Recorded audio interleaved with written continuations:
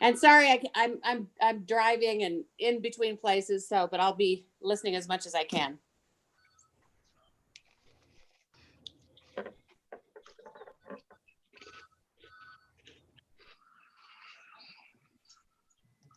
Good afternoon, everybody. Hey there, George. Randy's telling tales. I got George's in before he came on, so I'm good.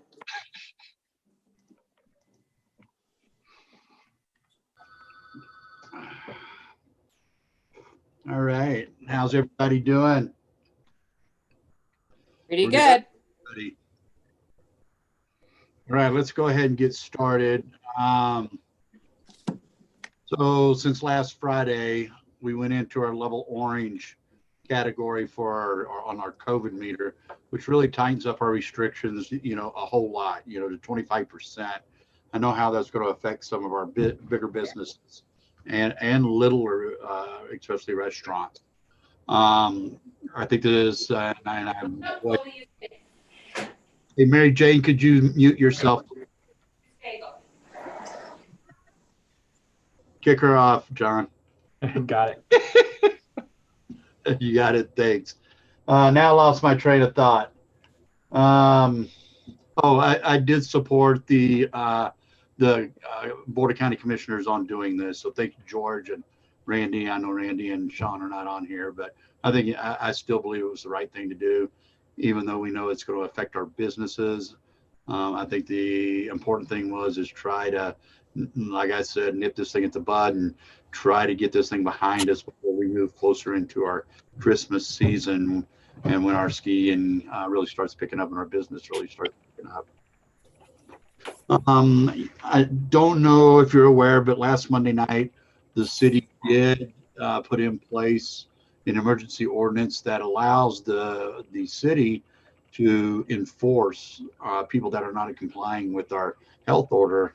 And why a couple of reasons why we did this. The first is we knew that the county's bandwidth to try to enforce this and then to cite them into court, and the whole process was just such a big ask and a big task. We felt that it would be advantageous to the county and to us and to the other municipalities, because it'll free up some deputies and whoever's enforcing it. And so we're going to be enforcing our local, locally citations, warnings. I think that Chief Malanka may be on here and talk about what his desire is to do and how to move forward with this. I did get a call already today that there was a business that the employees inside were not wearing masks and pretty much refused to wear masks. So those are the kind of things that are going to continue to take us down. I firmly believe that we've done a really good job here in Clear Creek County, as residents and live here, but we have a lot of people coming in our communities up here, and we're sure that that's where the bulk of this rise of cases has come from. So with that, let's go around the table. Business this weekend. Randy, are you still off and away? You're on mute, Randy. This is my last day of quarantine, so I left the condo yesterday and I'm quarantining at home. Okay. So I have been tracking, obviously, how things have gone in the shop, even though I've been kind of locked away.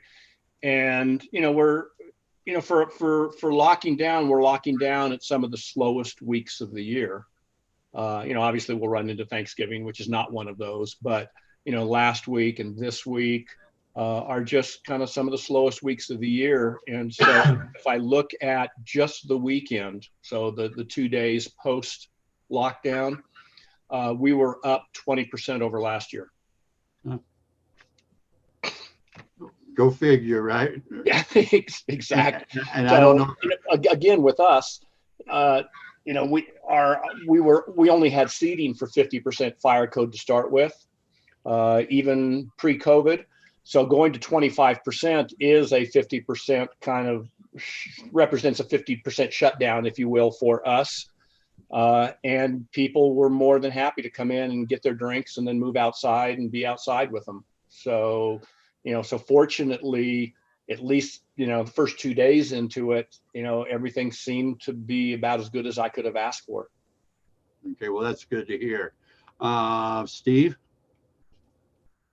Well, I'm working from home as well, quarantining, so I don't really know too much what's going on, but tracking the Oh, numbers. you're quarantined right now?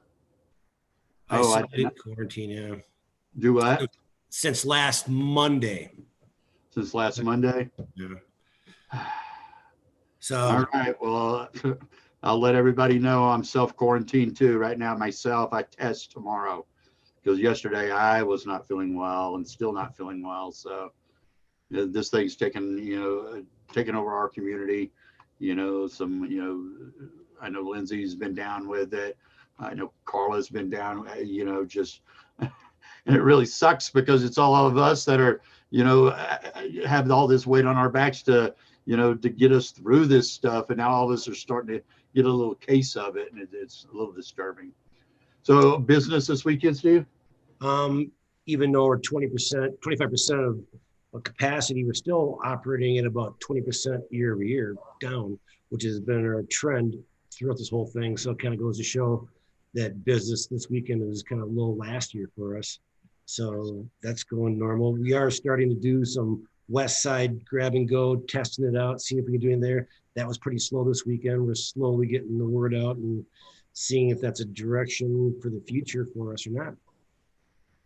Okay. All right, Marcel. Same as everybody else. The weather's helping us out. Even with the nasty weather of the weekend, though, I think I noticed a lot of eager ski traffic. I think as long as the resorts stay open, we've got a prayer. We are pretty much tying last year right now.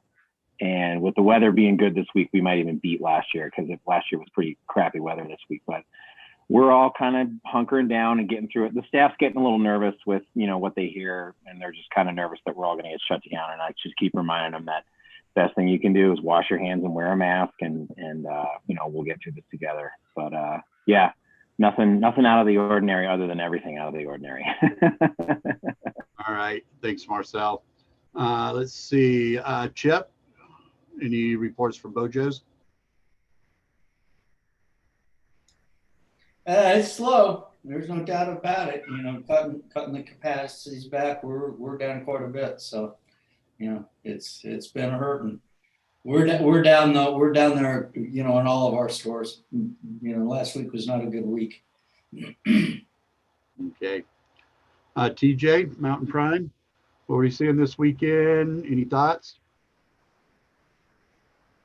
Kind of echoing with Marcel said, we're about the same year over year. Of course, our capacity kind of lends it to that this time of year. You wouldn't typically be above 25% anyway. Okay. All right. Thank you. Let's see. Asta, you want to give us a report? 'Cause I think you did something a little different than everybody else this week. Yep. Could you share that with us? Yeah. We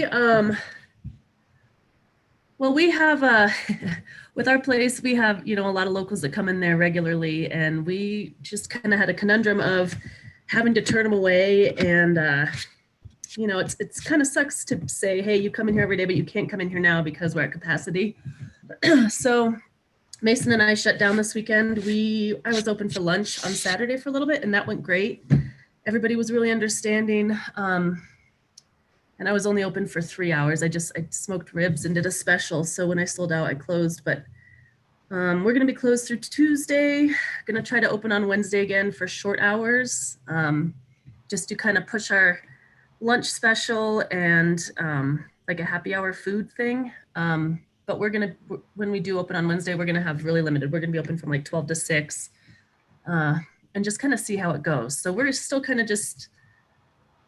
of flying by the seat of our pants, I guess. All of our employees, we told that we're giving them a few weeks off too. We're just going to kind of see what happens. So, but on Sunday, I was there decorating for Christmas, and probably 40 people came to the door. Town was pretty busy. So It's great. It's great to see people in town, but I didn't reap any of the benefits of it. Okay, well, thank you, Asta, for Sure. that. Lindsay at the deli, I know you shut down for a couple days. How were you open this weekend? And tell us how so. Yeah, so I might turn that down too. Sorry. So definitely slower. I haven't actually looked at the comparison from last year's numbers because I have the audits on my other computer, but we are starting to see an uptick in our breakfast business. So nice to kind of see the skiers coming up. Definitely noticing a change now that some of the ski areas are opening up. And again, just, slowest time of the year as always. Again, I don't have the comparisons from last year, but from what I can see for the month, I'm thinking we're probably going to fall into that 75%, 80% range again over last year. Okay. And I'm sorry that I misrepresented Carla. She was just in quarantine. She was not tested positive. I just wanted to clarify that with everybody. Let's see, Mark, what's going on up there in Georgetown? You shut down this week, didn't you?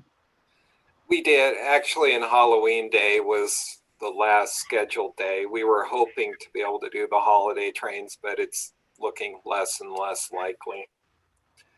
The store in Georgetown, we had a decent weekend considering the weather and how slow this season is. So just keeping our fingers crossed. And I think the county absolutely did the right thing in shutting down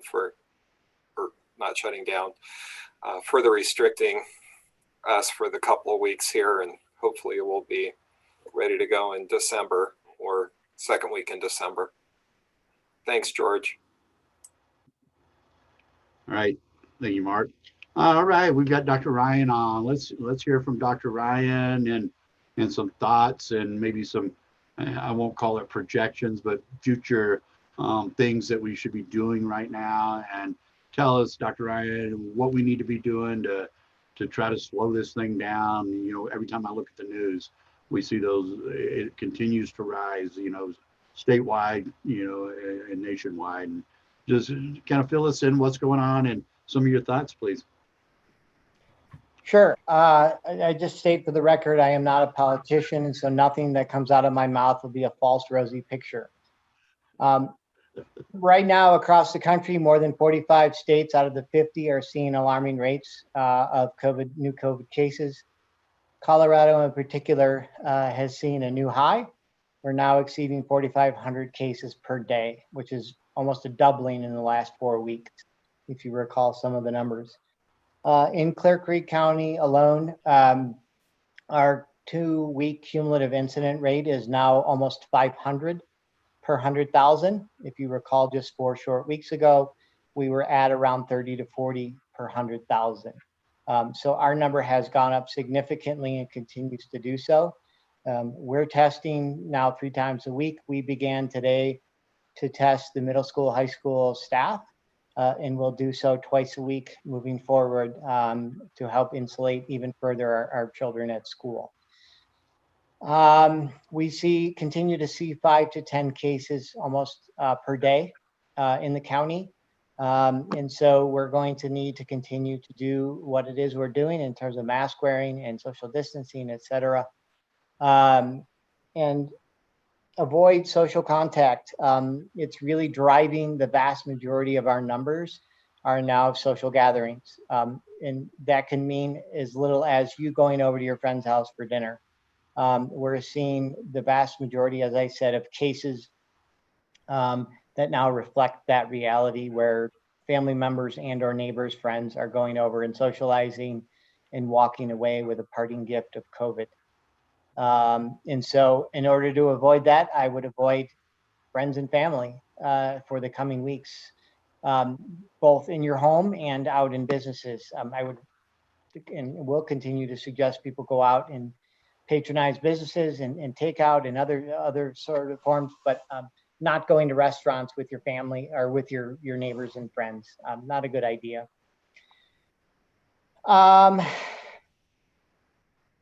As far as estimates, they range from a 1 in 50 to 1 in 60. I don't think that exact number actually really matters or means anything. The fact that it's 1 in 50 or 1 in 60 should suggest to you that you need to change your behavior in what you're doing and who you're interacting with. So less emphasis on what the actual number is and more emphasis on what your own behavior is. That's really the only way we're going to curb this, both in Clear Creek County, but also more broadly in the state. The governor gave a very rosy picture of reality, or of fantasy, I should say, on Friday. That is not mirrored by the public health experts and the state epidemiologist, who's both a medical expert and a public health expert. Her opinion differs from the governor, who I might add is a politician, and has many things to consider other than the reality of hospital capacity. I might also add that when you listen to reports from those sorts of people, you take into consideration what people's alternative motives might be for telling you these sorts of things.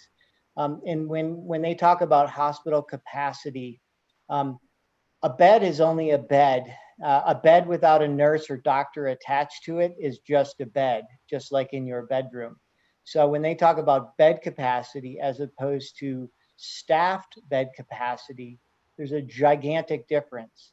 And so just keep that in mind when you listen to politicians of any sort relay to you public health information. Take it with a grain of salt, or a bar of salt for that matter in some cases, because it doesn't oftentimes reflect what the reality is on the ground. We're going to continue to move forward. I would just say at this point, because nothing is final or anything, changes are likely coming in the very, very near future for all of us. That's all I can really say at this point, because the devil's in the details and nothing's finalized yet. And rather than get into a conversation of what if and this and that, I would just say be prepared for drastic changes in the coming, in the very near future, is really all I can say at this point. Thank you, Dr. Ryan. With that, does anybody have any Can I add one? I'll end with one positive note. So as you may have heard this morning, Moderna, which is one of the 2 vaccine companies, gave out some preliminary results around their vaccine trials. And their vaccine is in the neighborhood of 94% effective. And mind you, this is just preliminary results. The entire study is not yet analyzed and quantified. But what that tells us is they're on the right track in terms of vaccine. But in terms of reality and on the ground, the very earliest our county would see vaccine on soil in Clear Creek is probably early to mid-January.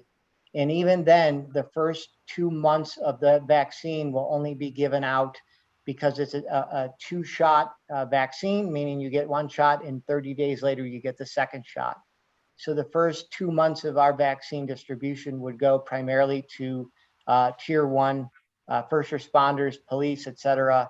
And so the general public is not likely in reality to see a vaccine before May, just for the record. All right, thanks for that, Dr. Ryan. Any questions for Dr. Ryan, except for what's coming in the near future? Can't ask him anything about that. Thanks, Mike. I appreciate that caveat. All right. Thank you, everybody. Thanks, Dr. Ryan, for being with us on these meetings and filling us in and giving us your insight about what we're looking at and what we should be doing. Terry, do you have anything that you'd like to add? Terry? It looks like she froze up. All right. So let's next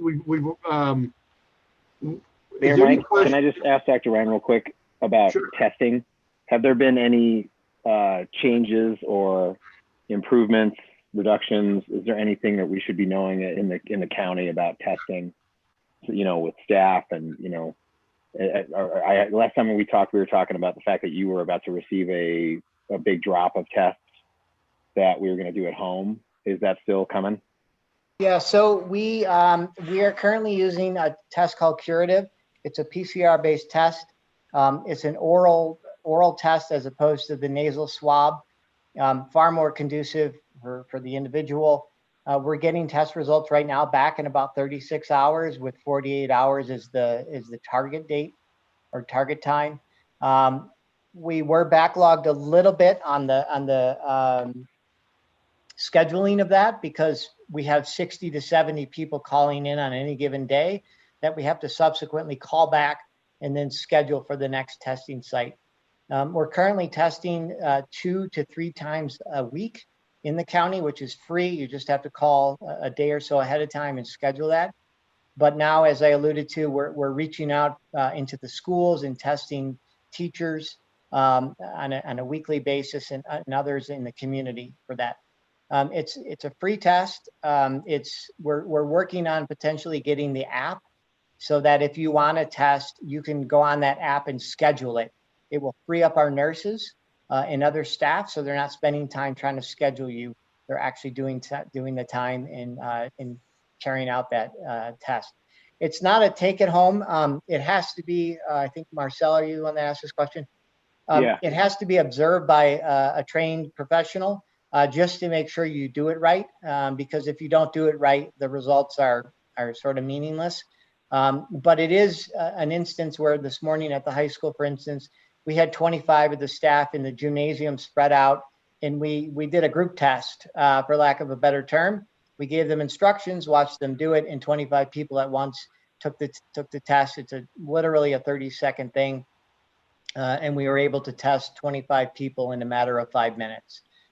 So those sorts of things we're going to continue doing. We can test businesses. Mind you, we currently only have 3 nurses. They're working 7 days a week, unfortunately, and are doing the best they can. And we're trying to offer to as many citizens as we can. I mean, last week we tested more than 200 of Clear Creek's residents, which is pretty high number for any given week. And we're going to continue to do that. If we have an instance where you're a business and you say we have a number of people out sick and we really like to test everyone, giving us as much of a heads up as possible so that we can get you into the schedule would be much appreciated. This sort of impromptu random, hey, can you come tomorrow? The answer is no, we can't come tomorrow. We can try to accommodate 1 or 2 people at a testing site sort of last minute, but trying to test 30 of your employees or 20 employees randomly is very difficult for us. Hey, Tim, I just want to throw out there that I did get tested on Tuesday. The test was very painless and very simple and easy. And when I found out that I needed to quarantine and take a test, I went to a condo we've got up in Granby and said, I'll just quarantine up there and I'll get tested up there. Well, when I checked around in Granby, they don't offer any free testing. They say, go to your primary care provider. And the fact that we're doing the free testing that we're doing, I think, for those who haven't looked into doing it elsewhere, is pretty amazing.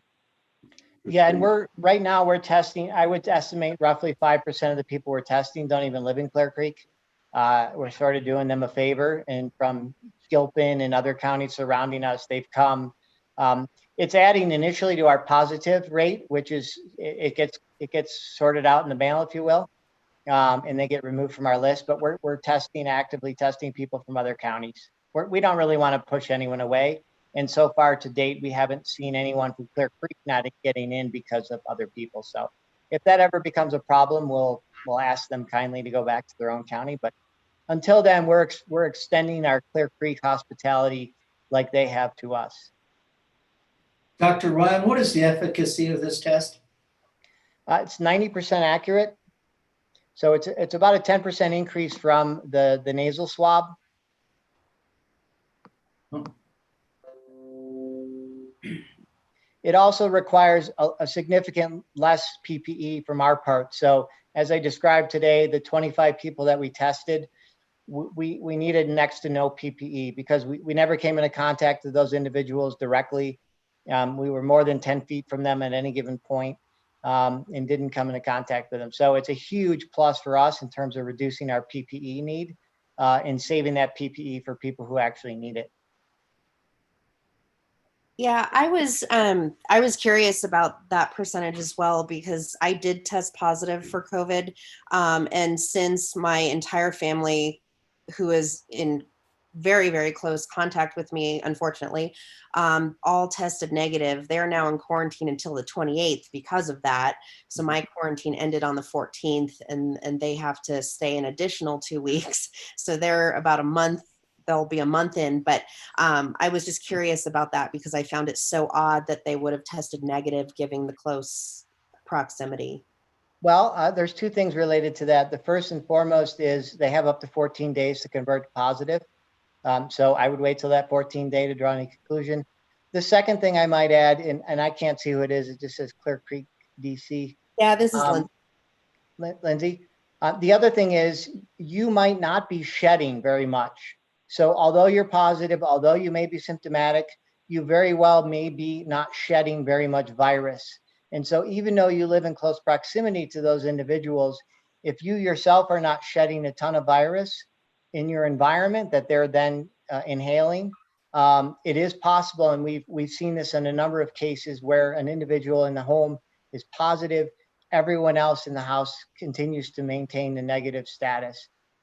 It's more the exception than the rule. We're finding that most people, their spouse gets it, they get it, and the kids get it. We're seeing that for the most part, but there are cases like yours where one person in the house that gets it isn't really shedding much. And unfortunately, our shedding percentage isn't printed on our forehead, so we don't know that stuff. But that's probably what's going on. So I'd wait to the 14 days to draw any conclusions. Yeah, no, definitely. They're gonna stay in the house.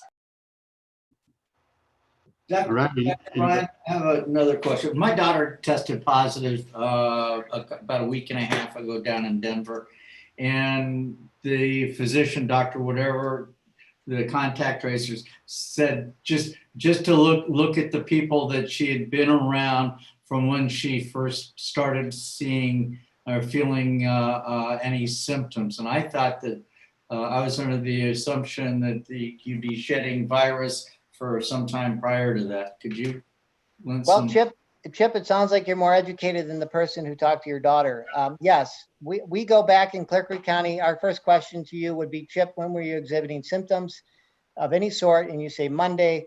We would go back 2 to 3 days, depending on what you're doing. We would go back 2 to 3 days and identify those as close contacts. Your most likely rate of or your most infective point is probably 2 days before you become symptomatic. If in fact you become symptomatic, I mean, the majority of people still are not exhibiting symptoms who are positive. So yeah, it's not that day. It's several days before is your most infectious period. Thank you for that clarification.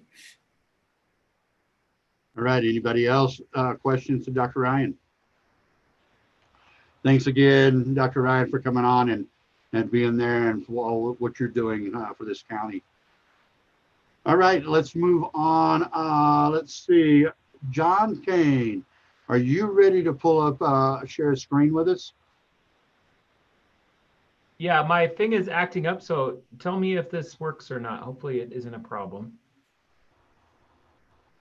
Well, John's trying to do that. We've got Alyssa. Alyssa, you want to give us a quick update on the grants and the potential future of another grant, and just kind of give this group an idea of what's going on, please? Sure. Yeah. Hi, everyone. I don't have a ton to update you on. With the grants that have already been awarded, I will be going through all of that documentation tomorrow and hope to have that information sent over to finance this week so checks can be cut as soon as possible. I have all day reserved tomorrow to do that. So that is the update on that, because I know a lot of people are curious when they're going to receive their funds. If I do not have all of your documentation, please get that to me sooner rather than later. The sooner you get that to me, the sooner I can request for the check to be cut. As far as additional funding goes, I do not have any concrete information for you as of right now. George and I both have had separate conversations with a number of people And we feel fairly confident that we are going to receive that funding. But as I said, we have not been given a word yet on that. So as soon as I know, I will let you know. Thank you, Alyssa. And just another reminder, oh, sorry, Mike. Just another reminder, non-business related, but last week I did plug the individual support grant. I have gotten several applications from people that you've sent it to, so please continue to send it to your staff or people that you know in the community that are struggling. We have $50,000 to give away with this grant. The average grant amounts are about $900 to $1,500, so it's not a significant amount of money, but it's something to help people make it through sometimes. So please feel free to send that out. If you need the link again, I'm happy to send that to the group for John to send out. All right. Anybody have any questions for Alyssa? All right. A quick announcement as well. This is Lindsay. I just wanted to let everyone know that we have our second session of the web series coming up on Wednesday at 5:30. It's going to be how to make your business stand out in the crowd. It's a branding session led by our consultant, Jackie Johnson. So if you go to our website, clearcreekedc.org, you can sign up for the webinar. We had about 11 participants last week for the first one, so we're looking forward to this. It'll be a total of 6 weeks. And then also, Alyssa, stickers are in, so I'll get with you this week on that too. Thank you, Lindsay. All right. I've got John Kane bring a map of our downtown. Hopefully he could zoom in, and let's kind of give it, we've got our signs in for our pickup areas. I'd like to just kind of go along in this group to see where a few of the desired places are. And let's come up with a plan, because I'd like to get these things out by tomorrow. I think it'll be advantageous to some of our businesses downtown. So I'd really like to get this thing rolling. We've already got these stands for these signs. So, John, can you zoom it in a little bit more? That is the extent I can get to right there. So Marcel, where would be desired places for your business? Desired places. I'm sorry, I'm at home with the kids. Repeat that question again. Desired places for which structure? So we're looking at creating these temporary quick pickup. Yeah. What do you think in your area would be satisfactory to you?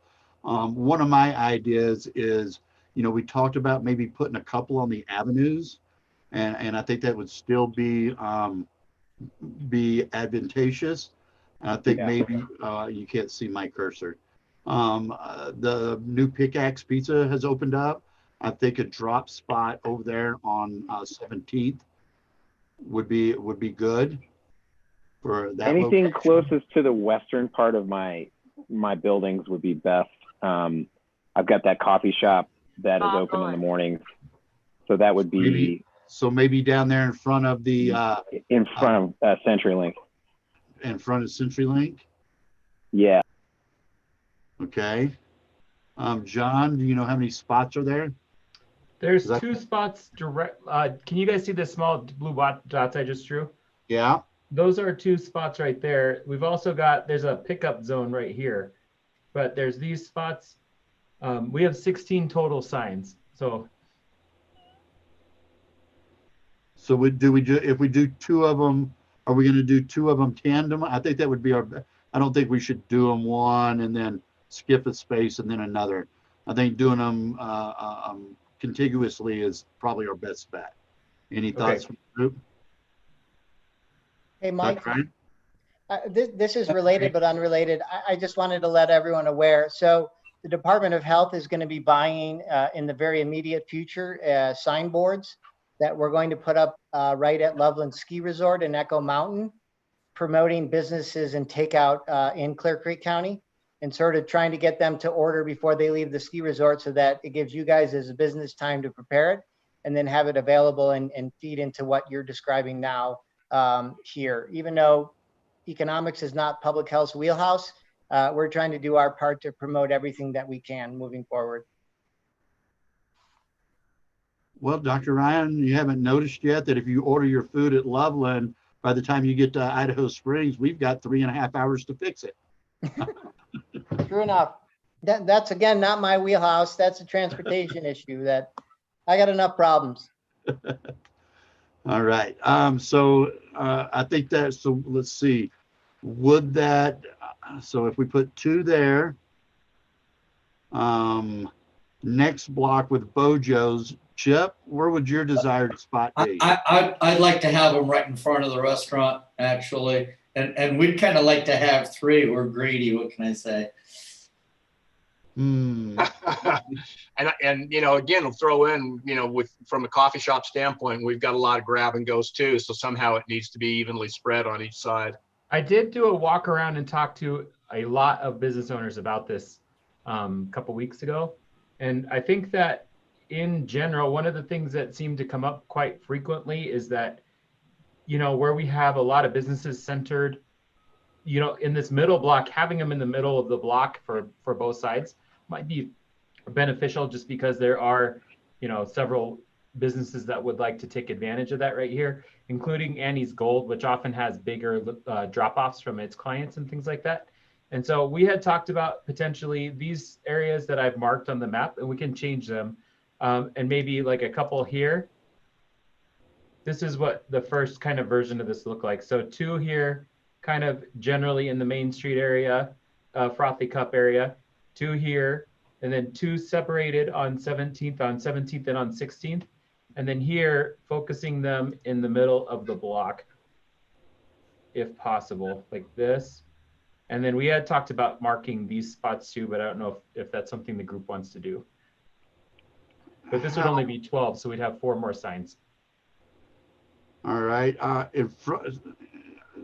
Steve, what's your desire for Tommy Knockers? Because we know that you're using that west side over there to do some downtown drive-through is what I'll call it. But you know, what do you think the spots over on the south curb line would be efficient for? That you wouldn't need any right in front of your building? Or yeah, we're not requesting or expecting any in front of Tommy Knockers. We're hoping to capitalize on the 14th Street, right where that front white hooded car is the front spot. There's also been talk that we haven't finished up on, like, are those diagonal spots eventually going to be horizontal parking? And I sent in some paperwork to see if we couldn't get like 7 to 10 on those spots being no parking, grab and go. And then just where that blue dot is, be the only one there from business hours, 7 to close. So it'll create 2 more, because right now there's no parking spots right there where those 3 cars are. Right. So if we can make those horizontal parking, you'll gain 3 spots. And where the blue dot is, if we can keep that as our grab and go or our parking spot, the city will gain 2 more horizontal spots right there. So Steve, these are portable signs. They're weighted signs, like those temporary no parking signs that you see in construction areas. Mm-hmm. So what I would suggest, so to answer your question, yes, that will be restriped as horizontal or parallel parking spots there. So there will be, in the end, 3 parking spots. What I would suggest is, I think the city is okay with the businesses having a little bit of control over these, as far as, and I understand what you're saying. You want to have 1 pickup spot all the time, and then maybe more than 1 at certain times. Is that what I'm hearing? Yes. Okay. So what I would say is, let's maybe think about establishing 2 pickup spots there with temporary signs. And then when you are done in the morning or whatever, you want to put one of those inside, you know, and take some ownership of that. I think, you know, we're doing this for the businesses and we want it to be successful and have some control over it. So I think that would be okay. Unless there are other thoughts on that. I like that it. Makes sense. You put it out when you want it, and when you don't want it, it's a parking spot, which I like that idea, because we're being dynamic there. And maybe, you know, those restaurants that have more of a breakfast business, if they want to free up one of their spots you know, once the morning rush is over, they could do that and just bring the sign inside and put it out in the morning or something like that. We So I could want put to the go final back for a two minute. here in the middle block, since there is quite a few restaurants and businesses right here in that middle block, and do 6 in the middle and then 4 here, 4 here, and then 2 here. Yeah. And again, with the moving of the signs, we could pull off signs, you know, when we're not open and that too, which then again opens up the parking. So just to throw this out there, we said that these are not going to be Mike Hillman's parking places and pickup areas. We're going to identify the areas, but it will be, everybody will be able to use them. So whether you're at, so maybe we could squeeze another one in the block with Mountain Prime and Azteca. We get 2 here and 2 here, but there's only 1, 2, 3, 4. Yeah, would that be a good place to? Well, no, that wouldn't help Azteca any.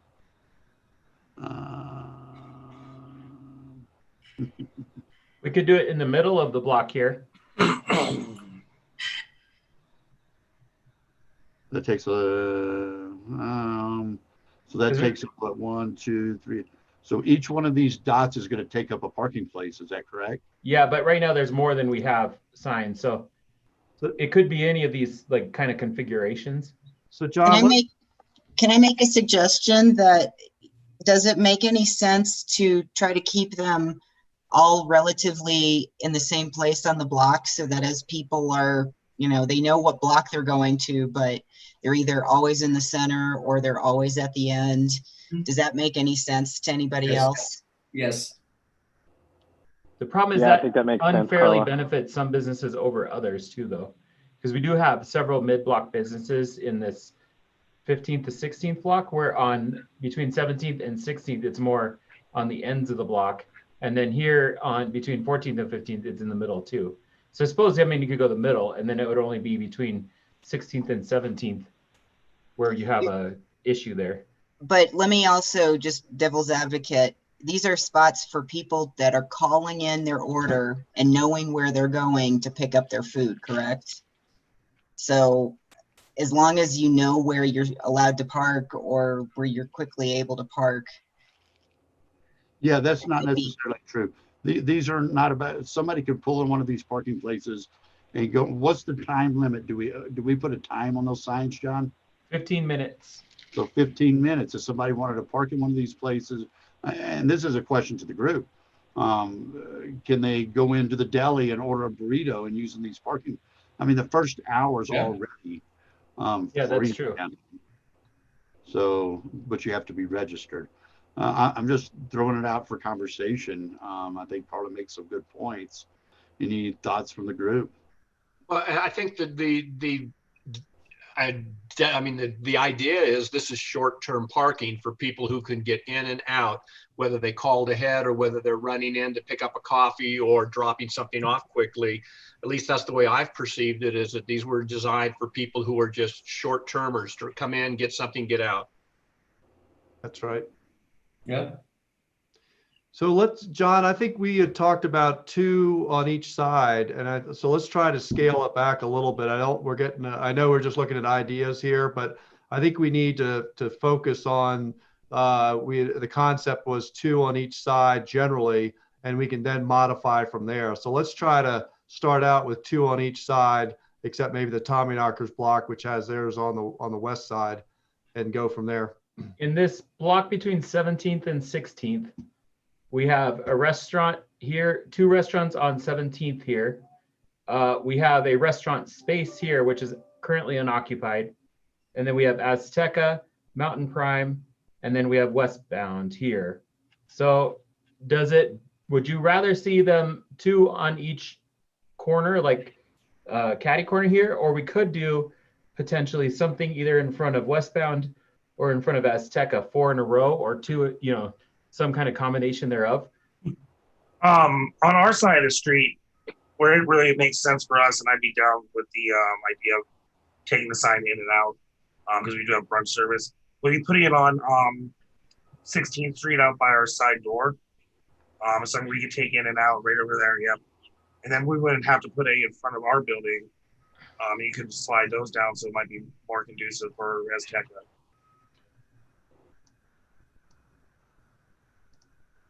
We have. I would imagine We only TJ, have that 16 signs total as well, so that's another thing to remember. And obviously this works out well for us. I mean, if the numbers Yeah. work, I'm just saying if we want to slide things around. TJ, you could also benefit from having them on my side because I don't think I'm going to see a lot of traffic during your peak hours of pickup. Okay. You're probably going to be doing takeout towards the second half of the day. Yeah. I would imagine, and then I'm planning on doing pickup, in the first half of the day. So those two spots in front of me could benefit you guys. They could also potentially move if you guys agreed to it, or if the group agreed to it. You could do them in the morning in front of the general here, and then in the afternoon they could move to the avenue potentially. I mean, they're just on a weighted base. I mean, Marcel, we can talk about that offline sometime if you want. Yeah, let's talk about it. See what works. Are these going to be temporary that we move in and out of service, John? Or are they attached to the street? They're on a temporary pole. Okay. Yeah, if they can move around, then as long as we have a protocol and a system that the city all agrees with, then I think that could get creative. But I don't want to take over the whole call on that one. And again, for kind of just for to bring this issue back up, if we listen to Dr. Ryan closely, it may be all takeout sometime soon. Right. Sounds that Good way. point. Yeah, yeah. So also what I've got to ask of everybody on this, our public works are off at about 4:30 or 5 o'clock in the afternoon. I don't want to leave these things out. I'm afraid that we're going to have some people move them, throw them away, put them in their truck and take off with them. So hopefully we can get some help from the businesses that, when you close, just pull them inside your front door, set them back out the next day. You're going to need to designate individual business to be responsible for specific signs then. No problem. Mike, we'd be happy to bring the ones in close to the Frothy Cup when we close at 5. I know everybody. I know everybody will help us out with it. I'm not worried about that. I just want to throw that out there to everybody. So let's see, how many dots you have right now, John? 4, 6, 12, 14, 16. So thinking about, I don't know if you can see my mouse here. These would be the same sign. There'd be 2 over here, kind of in the pickaxe vicinity, 2 over here towards the general and Mountain Prime that may move. And then I've got 6 in the mid block, which I think might make sense because we do have there is more restaurant kind of usage here than there is in other places. So 6, kind of 3 in front of Bojo's, 3 in front of Coffee Shop and Main Street in that area. I've got 4 between generally the cidery and kind of in front of Bee's Knees here. And then I've got 2 on 14th here in that diagonal parking with the understanding that that may not be a permanent situation. What's everybody think? Works good for me. All right. So let's do this as a trial run. Get them out there. John, you've got the stands and the signs. When do you think we can get these out there? Tomorrow morning. Tomorrow morning. Hey, John. Yeah. Is there a reason that you moved one away from in front of the coffee shop? Oh, because of the bump out, and you guys were saying have them contiguous, but I can put this one back. I don't think it really particularly matters. Okay. They are portable. I was just thinking, just ease of use. It might be easier with a contiguous area there, but it could be, I think any of these general spots would function as long as the group's okay with it. Yeah, I'm just not, and again, we can move them around, but I'm just thinking that, takeout is going to become more and more dominant, it seems like. Yeah, I think the more important idea here is just regions of where the signs will be. And I think like in this general area here, as long as everybody's comfortable with those general areas, we may find that one spot is easier to get cars in and out of anyway or something. Yeah, wherever you want, I'm okay. Okay. Well, I'm going to make a copy of this map and I'm going to put it as an attachment onto the meeting, just so everybody has it. So just so we manage expectations, I don't know if those signs will be out tomorrow morning because John just got the signs. Public Works already had the stands. They have to be attached to the stands and then distributed. So I don't know, we'll have to coordinate with Public Works on that. So I think we can commit to having them out by Wednesday morning at this rate. If we get them out ahead of time, then that would be great, but. I would say just let us all know, because whoever's going to take ownership of bringing them in is just going to want to make sure they're on top of it once we start. John, one thing I would suggest is that we put a number on the back of the sign. So that way, when we give one to Randy, he gets number 3. You know, that way we know which sign was assigned to him, so to speak. And that way we have some control over them. Sounds great. Great idea. All right. Okay. Well, we've got this sorted out. That's good. I'm just gonna open it up to just some general conversation of what you're seeing downtown. One thing I'm a little disappointed is we felt that CDOT was going to be done with our parking lot a little sooner, and they haven't started the sewer line yet.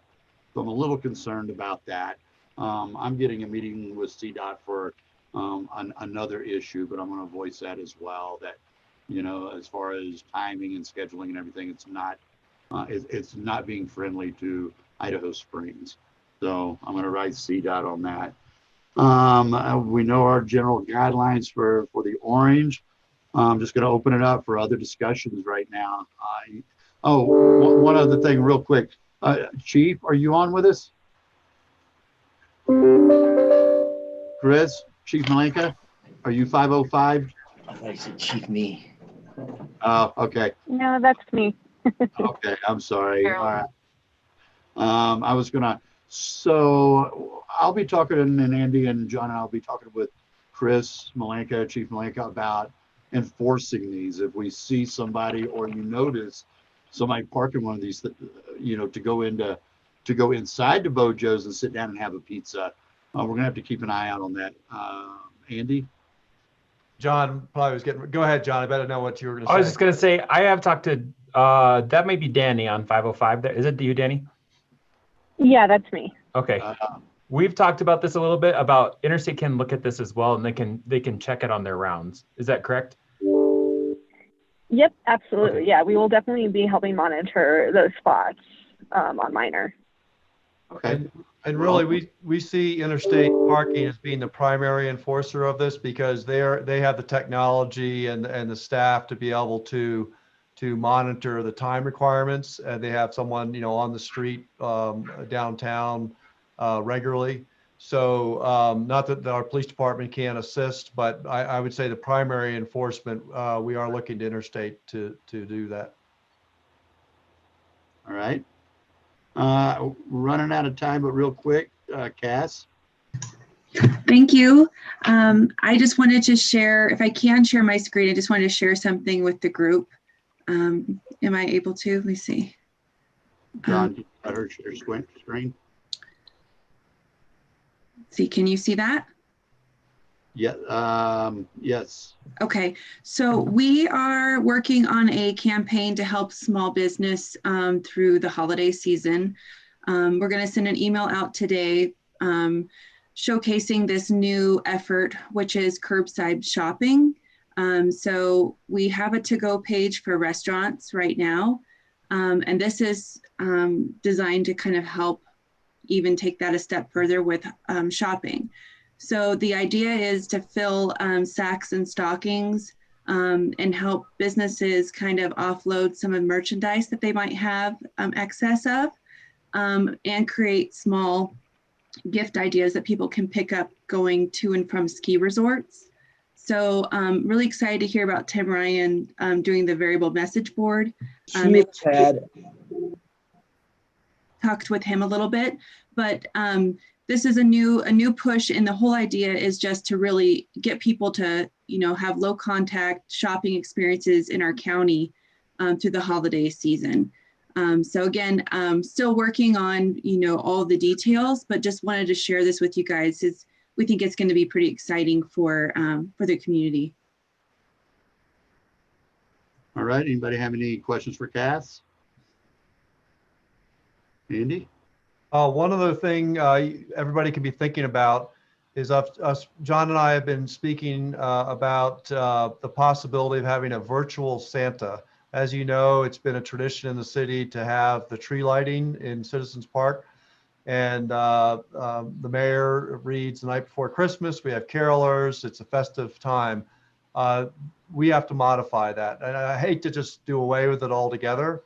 And so we've all been talking here at the city about the possibility of a virtual Santa. And I know that John is looking into that possibility, and maybe at our next meeting next Monday, we'll have a little update for you and for council. But it is something we're considering. Don't know exactly what that would look like, but Santa would be virtual, and the kids might come in a controlled fashion to some building. It might be City Hall, might be some other location.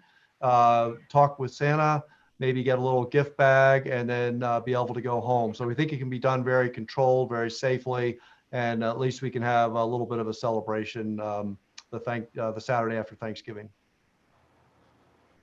All right, Carla? Does anybody know anything about where the rec center is on the skating rink that they've talked to the school district about setting up? John, George? I know John and Andy met with them. John, you have an update? Yeah, so the rec center has been working on a new skating rink that could potentially be housed this year at Gold Digger Field. It is a new product called Glice, and it is not ice. It's like a polycarbonate surface that you can skate on. And so in theory, it could be used year round. But, you know, of course, we'd probably using it seasonally, at least for this year. They have looked at a couple different options. One includes a lease option, one includes a purchase option. Lease to purchase is the first option there. And the idea would be there'd be a skating rink at the football field for this year potentially, and then in the future it would probably move to another location if they chose to purchase it. They are working on partnerships right now and stakeholders to raise the funds for it, because it's a relatively, it's not cheap, but it's not super expensive. It's an activity that can be and has been kind of COVID safe in the past. It works similar to how you would reserve a swimming pool, so there'd be a limited number of participants on the ice, there'd be appointments. I think that they have already talked to public health about the idea and had kind of a green light for their plan of operation. And so they are coming to City Council on, I believe, the 23rd to ask for support from the council. I think the school district has already indicated their support. And I think there's a lot of folks around town who think it might be a really great way to maybe bring visitors to town in a safe way and also provide a new recreational outdoor amenity for residents of the city and county. John, do you know how big it is? It is big enough to play hockey on. I don't know what that means exactly. Like is that a full rink then? It's large. I don't know exactly the dimensions, but I do know one thing that's a benefit of it with this surface that it is, it can be modified very quickly to a smaller size or to a larger size if we have the space for it. So for instance, one idea that came up originally was maybe a small skating rink by the water wheel would be cool. And so with this kind of format, if we ever had a ability to do that and it was safe and all that, we could kind of move it around and you know, do different creative things with it. So it's kind of a cool thing. All right, real quick, Tracy, want to give a quick update on our historic building and museum reopen? We had a great weekend. We were testing a lot of our systems in the back end to make sure everything worked. We had a lot of challenges with both hardware and software getting going. I feel very fortunate that we had 3 good, successful days. I will tell everyone that I anticipated some of the things perhaps that Dr. Ryan discussed today, and I mentioned earlier to the mayor that before we opened, I created a COVID operations plan for the visitor center. I trained all my employees ahead of time and volunteers in the procedures for high touch sanitation, sanitation in general. So I have that plan on file, and I did that to protect us, hoping we could remain open. I have restricted capacity to the museum and the visitor center. So some of these precautions have already been taken on my end, and I'm really hoping that somehow that's the magic for us to remain open as a non-essential. I keep that plan on file, and a lot of work went into creating it and the procedures, hoping that we could remain open. So looking forward to a Thanksgiving, successful Thanksgiving weekend, successful, safe Thanksgiving weekend. All right, thank you, Tracy. All right, it's 3:00. If you think of anything else that we may need to talk about, Chip? Could I get a link? Send me an invite to that next meeting. There you go. You know the drill. Me too. This is Lindsay. All right, thanks, everybody. Have a good rest of your week. Thanks very much.